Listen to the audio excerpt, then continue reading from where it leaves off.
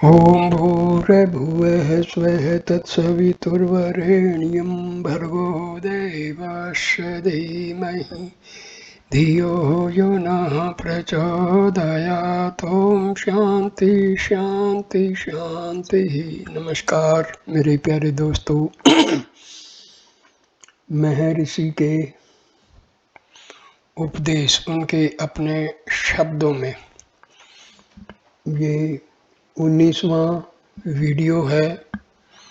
Topic पिछले 18वें video से चालू है, सिद्धियाँ।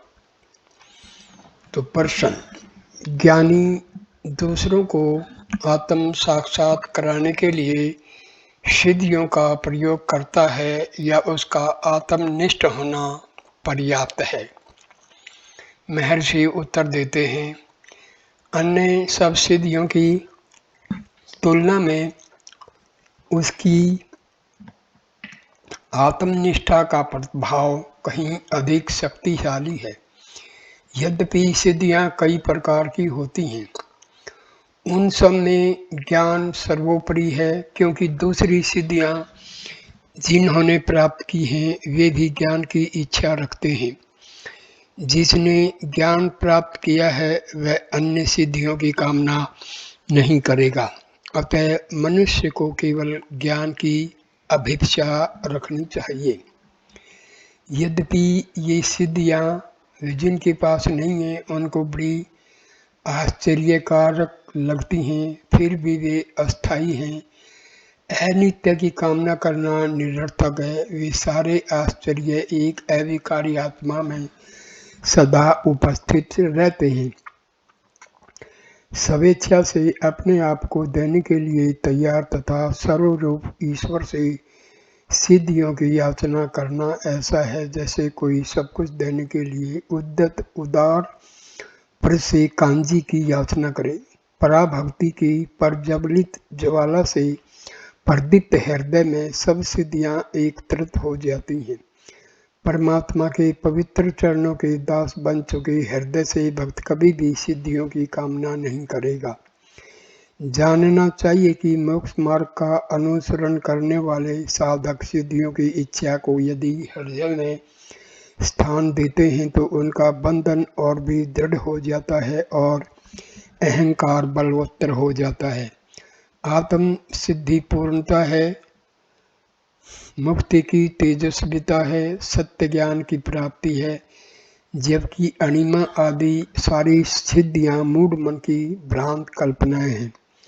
लोग तथा कथित सिद्धियों से भी अधिक चमत्कारिक घटनाएं देखते हैं, फिर भी उन्हें सिर्फ इसलिए आश्चर्य नहीं होता कि वे रोज घटती हैं। मनुष्य का जन्म होता है तब वह इस बिजली के बल्ब से अधिक बड़ा नहीं होता, लेकिन वह बढ़कर एक बड़ा कुश्तीबाज, पहलवान, विश्व प्रसिद्ध कलाकार, वक्ता, राजनेता, संत या ज्ञानी बनता है।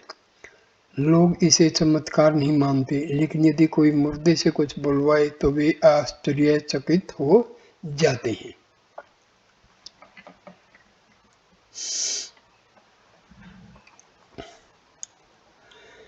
प्रश्न, मैं अध्यात्म मार्ग में पिछले 20 सालों से रस ले रहा हूँ, लेकिन मैंने दूसरों की तरह कोई नया अनुभव प्राप्त नहीं किया। मैंने दूरदर्शन, दूर श्रवण इत्यादि शक्तियाँ प्राप्त नहीं की। मुझे ऐसा लगता है जैसे मैं इस शरीर कारागार में बंद कर दिया गया हूँ, इससे अधिक कुछ नहीं।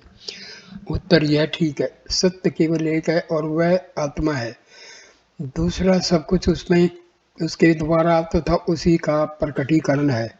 दृष्टा, दृश्य तथा दर्शन सब कुछ केवल आत्मा है। आत्मा को अलग रखकर कोई देख या सुन सकता है क्या? किसी को निकट से या दूर से देखने या सुनने से क्या फर्क पड़ता है? दोनों में देखने तथा सुनने के अंग तथा मन की आवश्यकता होती है। दोनों में इनमें से एक भी यदि न हो तो काम नहीं चलता। एक या दूसरे प्रकार की पराधीनता है। तब दूरदर्शन और दूर श्रवण के लिए इतना मोह क्यों होना चाहिए? और जो प्राप्त किया है वह नष्ट भी होगा। वह स्थायी नहीं हो सकता। प्रश्न, मन से संदेश भेजने जैसी शक्तियां पाना अच्छा नहीं है क्या?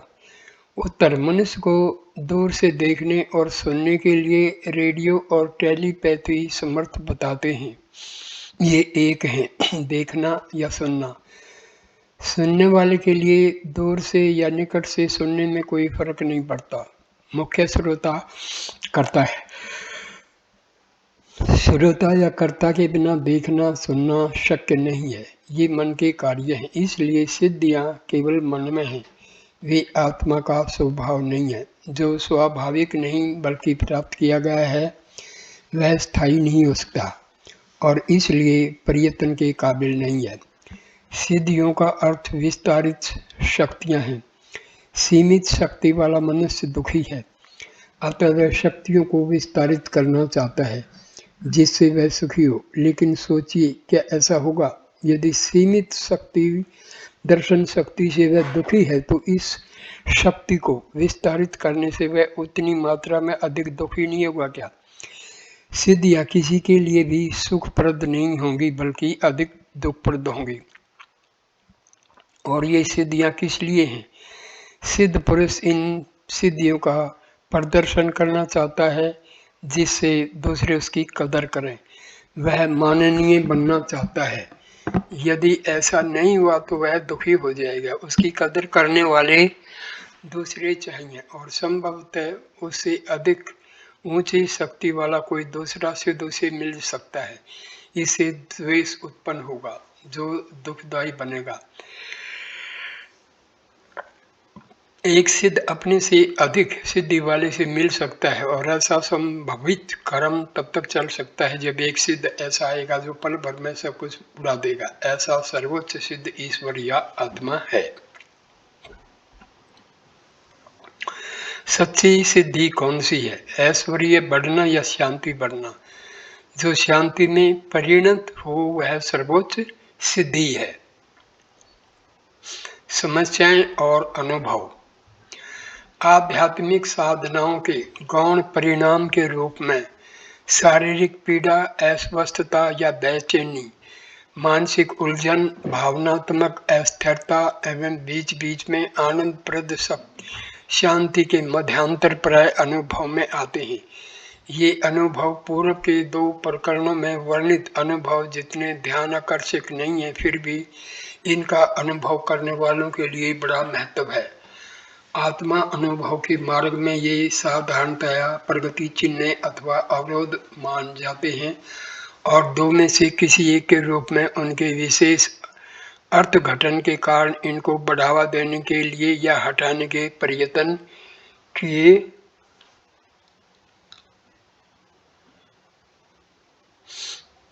जाते हैं। श्री रमन प्राय ऐसे अनुभवों को महत्व नहीं देते थे और यदि उनके समक्ष इनका बयान किया जाता तो वे कहते कि अनुभव करने वाले के प्रति ध्यान रखना अधिक महत्व का है, इनका रस लेना या विश्लेषण करना नहीं।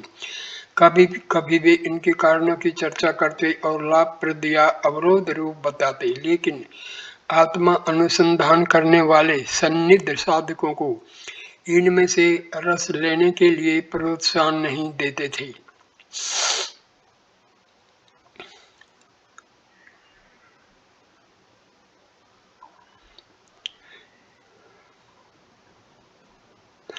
यदि भक्त ध्यान के दौरान खड़े होने वाले प्रश्नों के बारे में पूछते तो वे अधिक तत्परता से जवाब देते। वे धैर्य से उनकी फरियाद सुनते एवं प्रश्न का रचनात्मक समाधान देते और ठीक लगने पर यह समझाने का प्रयत्न करते कि आत्मा के दृष्टिकोण से इन सारी समस्याओं का अस्तित्व नहीं है। प्रश्न, कभी कभी किसी को सामान्यतया आत्मा माने जाने वाले केंद्र के बाहर से चेतना की सर्वग्राही झलक मिलती है। तत्व चिंतन के शास्त्रीय सिद्धांतों में उलझे बिना श्री भगवान इन झलकों को पाने, शिथिल बनाने तथा विस्तृत बनाने के उपायों का सुझाव देंगे। ऐसे अनुभव के लिए किए जाने वाले अभ्यास के लिए निवृत्ति आवश्यक है। उत्तर, आप कहते हैं बाहर से, ये बाहर या अंदर किसके लिए है? दृष्टा तथा दृश्य के विद्यमान रहने तक ही ऐसे अनुभव हो सकते हैं। ये दो किस लिए हैं? इसका अन्वेषण करने पर आपको मालूम होगा कि वे एक दृष्टा में विलीन होते हैं। यह दृष्टा कौन है, इसकी तलाश कीजिए और यह तलाश आपको दृष्टा से पर शुद्ध चैतन्य की ओर ले जाएगी। आप कहते हैं सामान्य आत्मा, यह सामान्य आत्मा मन है। मन मर्यादित है, लेकिन शुद्ध चैतन्य मर्यादाओं से पर है और मैं के भीतर गवेषणा करने से ही प्राप्त होता है। आप कहते हैं पाने के लिए आत्मा नित्य प्राप्त है। आपको मात्र इस आत्मा के प्रकट होने में अवरोध करने वाले पर्दे को हटाना है। आप कहते हैं शिथिल बनाना। एक बार आप आत्मा का अनुभव कर लें तो वह आपका सीधा और सबसे निकट का अनुभव बन जाता है और कभी नष्ट नहीं होता। आप कहते हैं विस्तृत बनाना। आत्मा का विस्तार नहीं होता, वह जैसा है वैसा ही संकुचित या विस्तृत हुए बिना हमेशा रहता है। आप कहते हैं निवृत्ति। आत्मा में रहना निवृत्ति है, एकांत है, क्योंकि आत्मा से भिन्न कुछ नहीं है। निवृत्ति का अर्थ एक स्थान या स्थिति से दूसरे स्थान या दूसरी अवस्था में जाना है, लेकिन आत्मा से भिन्न यह या वह स्थान या स्थिति नहीं है। सब कुछ आत्मा होने की वजह से निवृत्ति असंभव है और अचिंत्य है। आप कहते हैं अभ्यास। सहज शांति के अवरोधों को हटाना अभ्यास है। अभ्यास करें या न करें, आप हमेशा अपनी सहज अवस्था में हैं। किसी भी प्रश्न या संदेह के बिना आप जैसे हैं वैसे रहना आपकी सहज अवस्था है।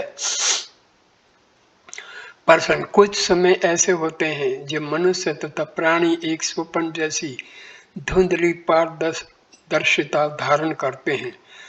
उन्हें बाहर से नहीं देखा जाता, बल्कि अपने आप के बारे में सक्रिय रूप से सभान में रहकर उनके अस्तित्व के विषय में शांत भाव से सभान बनाना होता है। मन में गहरी शांति होती है। ऐसे समय में क्या चित्त आत्मा में लीन होने के लिए तैयार होता है, या ऐसी स्थिति अस्वाभाविक है और आत्म सम्मोहन से उत्पन्न हुई है? अस्थायी शांति के अनुभव के लिए इसे प्रोत्साहन देना चाहिए। उत्तर, मन में गहरी शांति के साथ सभानता होती है। ठीक ऐसी स्थिति प्राप्त करना हमारा लक्ष्य होना चाहिए। इस विषय में प्रश्न पूछना इस बात का संकेत है कि यही आत्मा है। ऐसा तथ्य समझा नहीं गया है और इसलिए यह स्थिति स्थायी नहीं है बल्कि आकस्मिक है। आत्मा में लीन होने की बात तभी उपयुक्त हो सकती है जब मनुष्य मन की बहिर्मुखता की आदत से विकसित हुआ हो एवं उससे बचने के लिए उसे अंतर्मुख बनना आवश्यक हो। लेकिन जब गहरी शांति चेतना को अवरोध किए बिना अनुभव गोचर होती है, तब लीन होने की आवश्यकता कहाँ है? प्रश्न, ध्यान के दौरान कभी कभी मैं एक प्रकार के आनंद का अनुभव करता हूँ। ऐसे प्रसंग में क्या मुझे स्वयं को पूछना चाहिए कि आनंद का अनुभव कौन कर रहा है? उत्तर, यदि वह आत्मा की सच्ची शांति का अनुभव होता, अर्थात मन वस्तुतः आत्मा में लीन हुआ होता, तो ऐसा संदेह नहीं होता। यह प्रश्न सूचित करता है कि सच्चा आनंद प्राप्त नहीं हुआ। सभी संदेह तब मिट जाएंगे जब संदेह करने वाले को तथा उसके मूल को जान लिया जाएगा। एक के बाद एक संदेह दूर करना निरर्थक है। यदि हम एक संदेह दूर करें तो दूसरा उत्पन्न होगा और इनका कोई अंत नहीं होगा। लेकिन संदेह करने वाले के मूल की तलाश करके उसका अस्तित्व ही नहीं है ऐसा जान लिया जाए तो सब संदेह मिट जाएंगे। प्रश्न, कभी कभी मुझे आंतरिक ध्वनि सुनाई पड़ती है। जब इस प्रकार के अनुभव हों तब क्या करना चाहिए? उत्तर, कुछ भी हो, यह पूछते हुए कि ध्वनि सुनने वाला कौन है, आत्मा अनुसंधान तब तक जारी रखना चाहिए जब तक सत्य प्राप्त हो जाए। प्रश्न, ध्यान में कभी कभी मुझे आनंद का अनुभव होता है और मेरी आंखों में आंसू आते हैं। दूसरे समय ऐसा कुछ नहीं होता, ऐसा क्यों होता है? उत्तर, आनंद नित्य प्राप्त है, वह आने जाने वाली चीज नहीं है। जो चीज आती जाती है वह मन का सर्जन है, अतः आप उसकी चिंता न करें। प्रश्न, आनंद शरीर में कंपन उत्पन्न करता है, लेकिन जब वह अदृश्य होता है तो मुझे बड़ी ग्लानि होती है और उस अनुभव को प्राप्त करना चाहता हूँ, ऐसा क्यों होता है? उत्तर, आप स्वीकार करते हैं कि आनंदानुभव होता है तब और वह अदृश्य होता है तब भी आप होते हैं। यदि उस आप को ठीक से जान लिया जाए तो ये अनुभव महत्वहीन हो जाएंगे। प्रश्न, उस आनंद का अनुभव करने के लिए उसे पकड़ रख सके ऐसी कोई वस्तु होनी चाहिए कि नहीं? उत्तर, यदि आप किसी भिन्न वस्तु को पकड़ना चाहते हैं तो द्वैत होना अनिवार्य है, जबकि जो है वह केवल एक आत्मा है, दूसरा कुछ भी नहीं है। इसलिए कौन किसे पकड़े और वह वस्तु क्या है जिसे पकड़ी जाए? प्रश्न, जब मैं अपनी साधना में निर्विचार अवस्था प्राप्त करता हूँ तो मुझे एक प्रकार का आनंद आता है, लेकिन कभी कभी एक अस्पष्ट भय भी होता है जिसका वर्णन मैं ठीक से नहीं कर सकता। उत्तर, आप किसी भी प्रकार का अनुभव करें, आपको उसी से संतुष्ट होकर रुकना नहीं चाहिए। आप आनंद का या भय का अनुभव करें तब अपने आप से पूछिए कि किसे आनंद या भय होता है, और तब तक इस प्रकार की साधना जारी रखिए जब तक आप इन दोनों से पर हो जाएं, सारा द्वैत समाप्त हो जाए और केवल एक सत्य ही शेष रह जाए। ऐसे अनुभव होने से कोई हानि नहीं है, लेकिन आपको वहीं रुकना नहीं चाहिए। उदाहरण के तौर पर आपको विचारों के शांत होने पर लय के सुख से संतुष्ट नहीं हो जाना चाहिए, बल्कि द्वैत मिट जाए तब तक साधना जारी रखनी चाहिए। प्रश्न, मनुष्य भय से कैसे मुक्त हो सकता है? उत्तर, भय क्या है? वह सिर्फ एक विचार है। यदि आत्मा के अलावा और कोई हो तब भय का कारण है। कौन वस्तुओं को आत्मा से भिन्न देखता है? प्रथम अहंकार उत्पन्न होता है और पदार्थों को बाहर देखता है। यदि अहंकार उत्पन्न न हो तो केवल आत्मा होता है और कोई पदार्थ बाहर नहीं होता।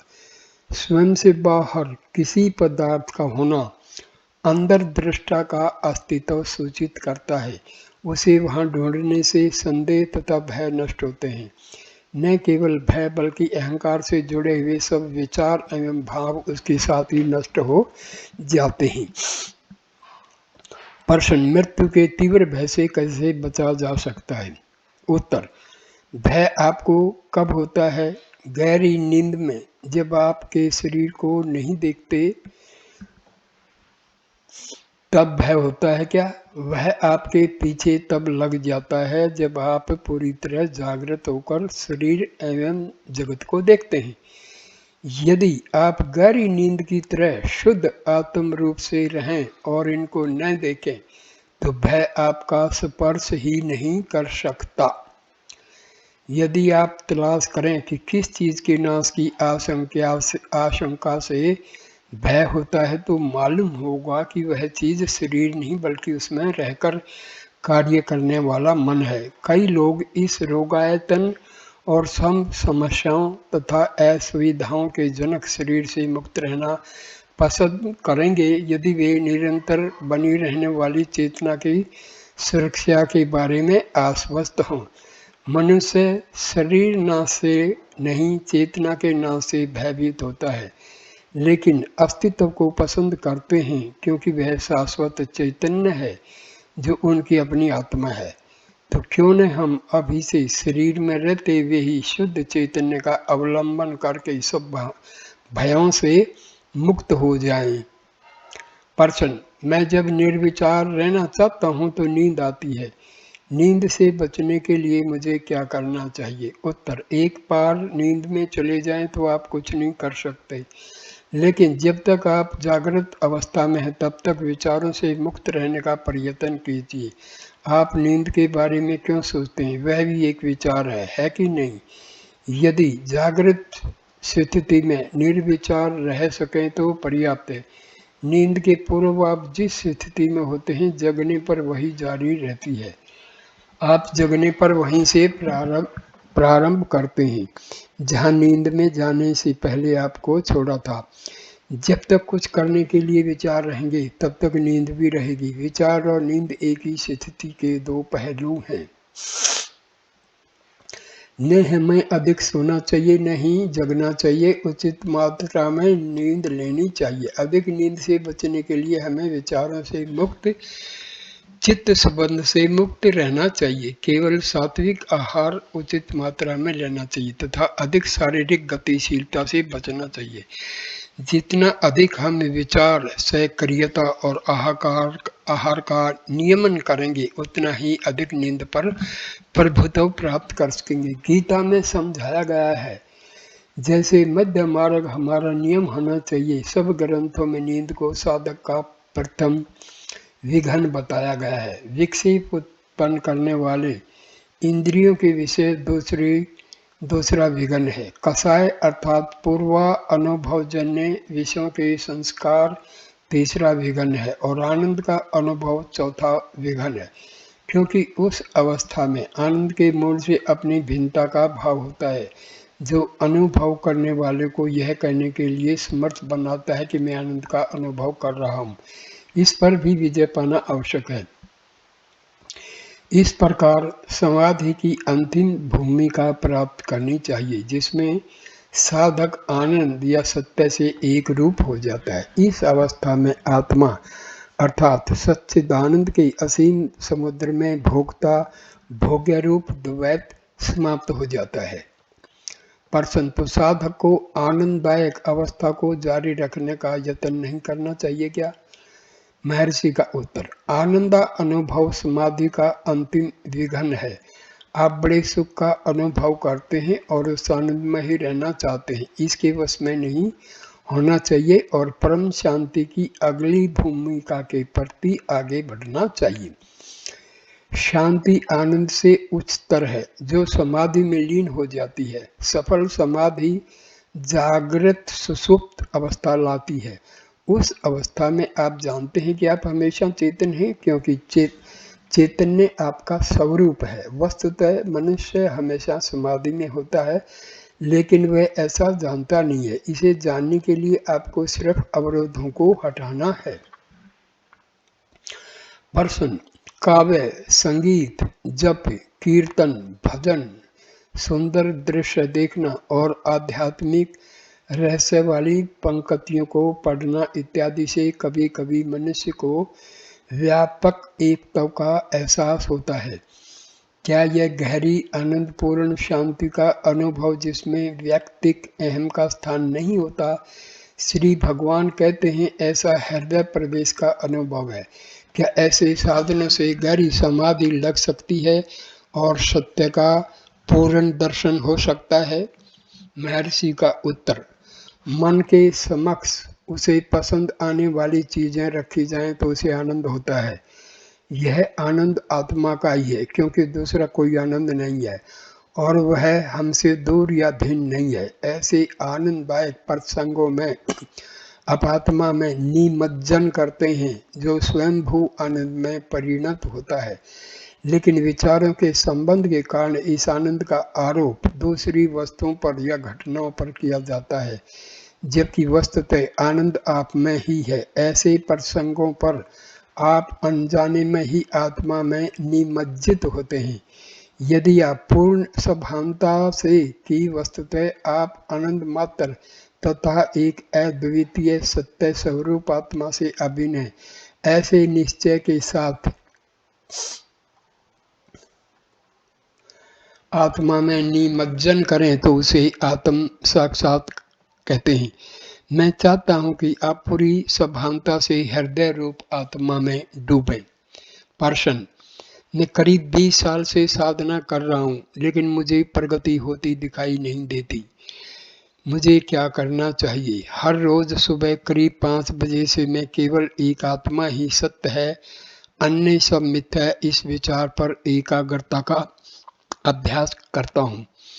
20 वर्षों से ऐसा करते रहने पर भी मैं 2-3 मिनट से अधिक निर्विचार नहीं रह पाता। मैं क्या करूं? उत्तर: हर बार मन बहिर्मुख बने तब उसे वापस लाकर आत्मा में स्थिर करने के अलावा सफलता का अन्य कोई उपाय नहीं है।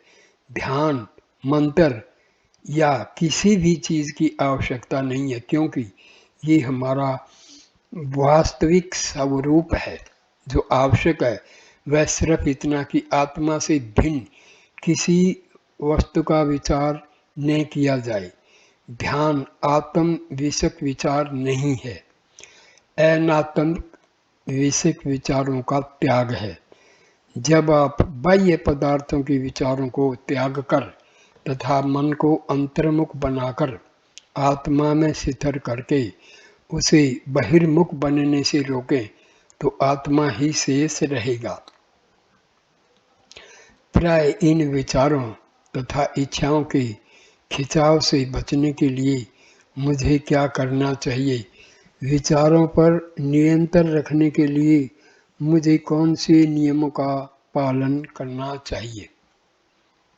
महर्षि का उत्तर: जैसे जैसे अधिक आप आत्मा में स्थिर होते जाएंगे, वैसे वैसे अन्य सभी विचार अपने आप छूट जाएंगे। मन विचार समूह के अलावा और कुछ नहीं है और उन सब का मूल अहम विचार है। जब आप देखेंगे कि यह अहम कौन है और यह ढूंढ निकालेंगे कि वह कहाँ से उत्पन्न होता है, तो सब विचार आत्मा में लुप्त हो जाएंगे। जीवन का नियमन निश्चित समय पर जगना, स्नान करना, मंत्र जप करना, धार्मिक विधि करना इत्यादि उन लोगों के लिए आवश्यक हैं जो आत्मा अनुसंधान के प्रति आकृष्ट नहीं होते या जो इसके लिए समर्थ नहीं है। इस पद्धति के अनुसार अभ्यास करने वालों के लिए सब नियम एवं अनुशासन अनावश्यक है। प्रश्न: बार बार प्रयत्न करने पर भी मन क्यों अंतर्मुख नहीं होता?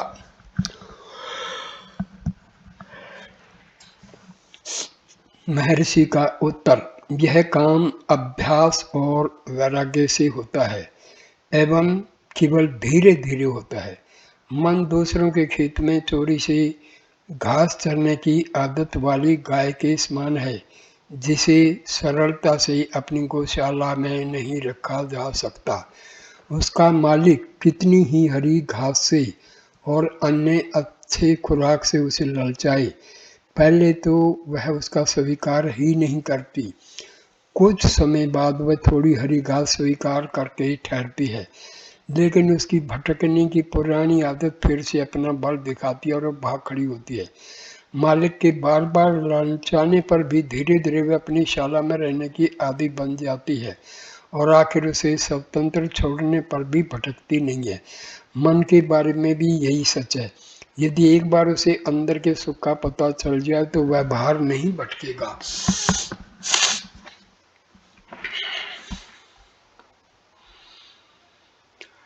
प्रश्न: परिस्थिति वशात ध्यान में उतार चढ़ाव होता है क्या?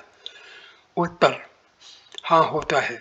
कभी कभी प्रकाश अधिक होता है और ध्यान सरल होता है। दूसरे समय बार बार प्रयत्न करने पर भी ध्यान करना असंभव होता है। ऐसा सत्व, रजस एवं तमस इन 3 गुणों की प्रवृत्ति के कारण होता है। प्रश्न: क्या व्यक्ति के कार्य एवं परिस्थिति का भी प्रभाव ध्यान पर पड़ता है? उत्तर: नहीं, इन बातों का कोई प्रभाव नहीं पड़ता। कर्तृभाव विघ्न है।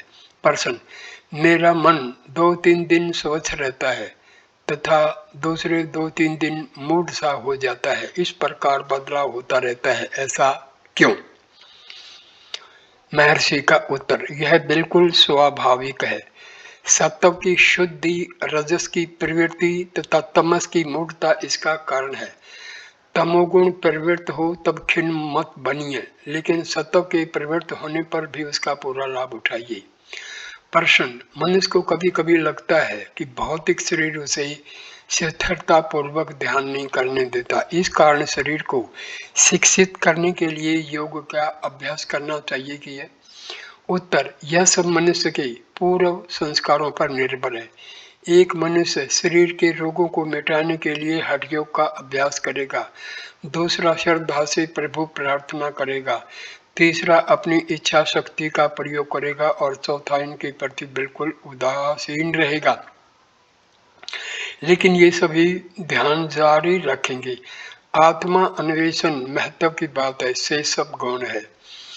प्रश्न: मेरे एकाग्रता के प्रयत्न हृदय की धड़कन बढ़ जाने से तथा जल्दी चलने वाली कष्टदायक सांसों से निष्फल हो जाते हैं। तब विचार भी बलपूर्वक बाहर आने लगते हैं, मन अनियंत्रित बन जाता है। स्वास्थ्य अच्छा हो तो मैं अधिक सफल होता हूँ और गहरे ध्यान के समय सांस रुक जाती है।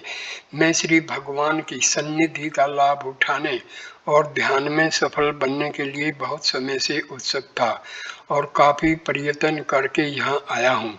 यहाँ आकर मैं बीमार हो गया, मैं ध्यान नहीं कर पाता था एवं निरुत्साह हो गया था। जल्दी चलने वाली सांसों से परेशान होने पर भी मैंने मन को एकाग्र करने का दृढ़ प्रयत्न किया और आंशिक रूप से सफल भी हुआ। फिर भी मैं इतने से संतुष्ट नहीं हूँ। इस स्थान को छोड़ने का समय निकट आ रहा है। यहाँ से जाने के विचार से मैं और भी उदासीन हो जाता हूँ। मैं देखता हूँ कि इस खंड में ध्यान करके लोग शांति का अनुभव करते हैं, जबकि ऐसी शांति मुझे नसीब नहीं हुई। इससे मेरी उदासी और भी बढ़ जाती है। महर्षि का उत्तर: मैं एकाग्रता नहीं कर सकता, ऐसा विचार स्वयं विघ्न है। ऐसा विचार क्यों उत्पन्न होना चाहिए? प्रश्न: मनुष्य दिन के 24 घंटे निर्विचार रह सकता है क्या? क्या मुझे बिना ध्यान किए ही रहना चाहिए? महर्षि का उत्तर: 24 घंटे क्या है? एक ख्याल है। आपका प्रत्येक प्रश्न विचार से प्रेरित है। जब भी कोई विचार उत्पन्न हो तो उसके साथ मत दौड़िए। आत्मा को भूलने पर ही मनुष्य शरीर के बारे में विचार करता है, लेकिन क्या आप आत्मा को भूल सकते हैं? आत्मा होकर आत्मा को कैसे भुलाया जा सकता है? एक दूसरे को भुला सके इसके लिए अवश्य दो आत्मा होनी चाहिए। यह असंगत बात है। इसलिए न तो आत्मा निरुत्साह होता है, न ही वह अपूर्ण है। वह हमेशा सुखी रहता है। इससे विरुद्ध के सब भाव विचार हैं और दुर्बल हैं। विचार मुक्त रहिए। किसी को भी ध्यान का प्रयत्न क्यों करना चाहिए? आत्मा होने के नाते मनुष्य हमेशा मुक्त है। आपको केवल निर्विचार रहना है। आप कहते हैं कि आपका स्वास्थ्य आपको ध्यान नहीं करने देता। इस उदासी को उसके उद्गम स्थान तक ढूंढना चाहिए। आत्मा का शरीर के साथ गलत तादात्म्य उसका मूल है। रोग शरीर का है, आत्मा का नहीं। लेकिन शरीर आपको नहीं कहता कि वह रोगग्रस्त है। आप ऐसा क्यों कहते हैं?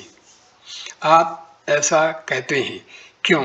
क्योंकि आप अपने आप का शरीर से तादात्म्य करते हैं।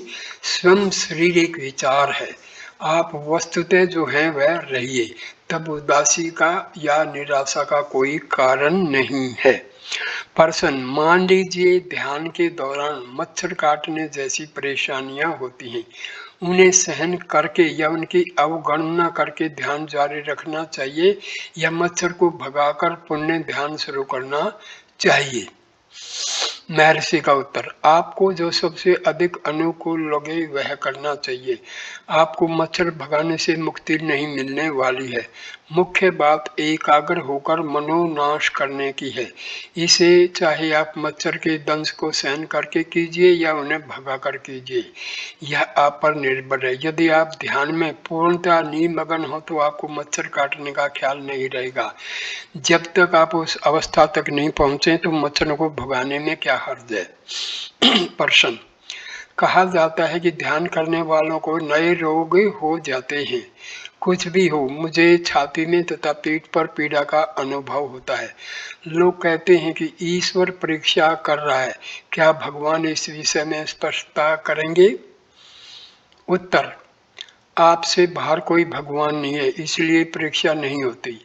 आप जिसे ध्यान जन्य रोग या परीक्षा समझते वह वास्तव में आपके ज्ञान तंतु या इंद्रियों का तनाव है। अब तक मन ज्ञानेंद्रियों से जुड़कर नाड़ियों के माध्यम से बाह्य पदार्थों को जानता था।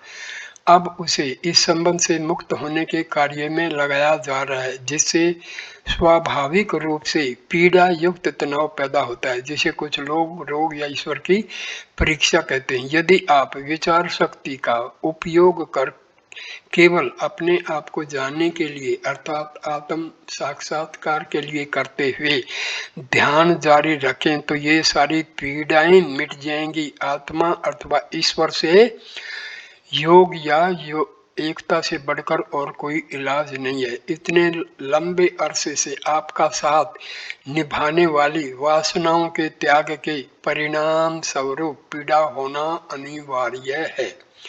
प्रश्न, इच्छाओं और वासनाओं से मुक्त होने का कौन सा अच्छा मार्ग है? उनको तृप्त करना या दबा देना? उत्तर, यदि किसी इच्छा को तृप्त करने से उसे मुक्ति मिल जाती है तो उसे तृप्त करने में कोई हानि नहीं है, लेकिन साधारणतया तृप्त करने से इच्छाओं का नाश नहीं होता। इस तरह उनके उन्मूलन का यत्न ऐसा है जैसे ज्वलनशील वस्तुओं को डालकर आग को शांत करने का प्रयत्न करना। साथ ही बलपूर्वक उनको दबा देना भी योग्य उपाय नहीं है, क्योंकि इस प्रकार दबाने से तुरंत या विलंब से प्रतिक्रिया होना एवं और भी बलपूर्वक उनका प्रकट होना तथा अनिष्ट परिणाम होना अनिवार्य है। इच्छा से मुक्त होने का सही उपाय वह किसे होती है, उसका मूल क्या है, यह ढूंढ निकालना है। इसे जान लेने पर इच्छा का उन्मूलन हो जाता है और वह फिर से कभी भी प्रकट या विकसित नहीं होती। छोटी छोटी निर्दोष इच्छाएं जैसे खाने पीने सोने की या कुदरती व्यंगों से मुक्त होने की इच्छाएं निर्भयता से पूरी की जा सकती हैं, यद्यपि ये भी इच्छा के ही वर्ग में आती हैं। ये आपके मन में वासना या संस्कार नहीं उत्पन्न करेंगी जिससे कि आपको पुनर्जन्म लेना पड़े। ये क्रियाएं जीवन धारणा के लिए आवश्यक हैं और अपने पीछे वासना या व्यक्ति को नहीं छोड़ती, न ही उन्हें विकसित करते हैं। इसलिए सामान्य नियम यह है कि जो इच्छाएं मन में संस्कार निर्माण द्वारा नई इच्छाओं को जन्म नहीं देते, उन्हें तृप्त करने में कोई हानि नहीं है। प्रश्न, ध्यानाभ्यास के दौरान ऐसे आत्मगत अनुभव रूप चिन्ह हैं जो साधक के आत्म साक्षात्कार के मार्ग में प्रगति के निशान माने जाते हैं। उत्तर, अनिष्ट विचारों से मुक्ति की एवं एक ही सद्विचार पर एकाग्रता की शक्ति की मात्रा से विकास नापा जा सकता है।